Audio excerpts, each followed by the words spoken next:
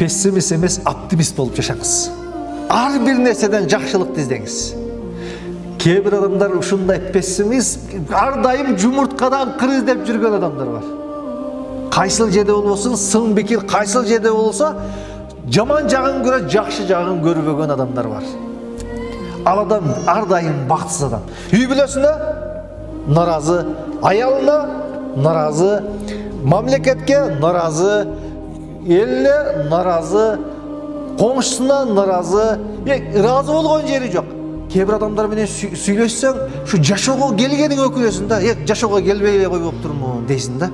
Өнүкпөйбүз, жеп койду, депутаттар жеди, ичти, өнүкпөй калдык, өспөй калдык, Кыргызстанда келечек жок, сыртка кетиш керек. Эч мындай бир жакшылыктан кабары жок.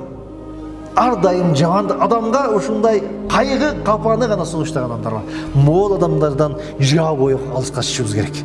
Пессимисттерден жаа бою алыска чыгышыбыз керек. Анткени адам баласына таасири аябай күчтүү. Эгерде бактылуу болом десеңиз, оптимисттер менен дос болуңуз. Өзүңүз да оптимист болуңуз. Ар дайым жакшылыктан үмүт кылыңыз. Алла Тааладан капырлар гана үмүтүн үзөт. Мусулмандар, жакшы адам, ыймандуу адам эч качан үмүтүн үзбейт деп айтты. Биз жараткандан үмүттү үзбөшүбүз керек. Бизде бардык нерсе бар. Байлык барбы? Бар. Ден соолук барбы? Бар. Бизге ыймандуу, келечегинен бир нерсени үмүт кылган ушундай шыктуу адамдар керек. Бир нерсени жаман дей берсеңиз, кадимкидей жаман болуп кетет. Күндө эле аялыңызды басмырлап, сен жамансың, мең жок, кыла албайсың, колуңдан келбейт, акмаксың, көкмесиң дей берсеңиз, кадимкидей чөгөт. Күйөөңүз келсе, эркек эмессиң, таппайсың, элдин баласы мондай таап атат, колуңан келбейт, акча таппайсың, уна алып бербейсиң, аллас көйнөктү алып бербейсиң деп айта берсеңиз, чындап эле баякы адамды кадимкидей чөктүрөсүз. Андан көрөктү жакшылыктан үмүт кылып, Кудай кааласа берет, Кудай буйрса болот. Аракет кылыңыз.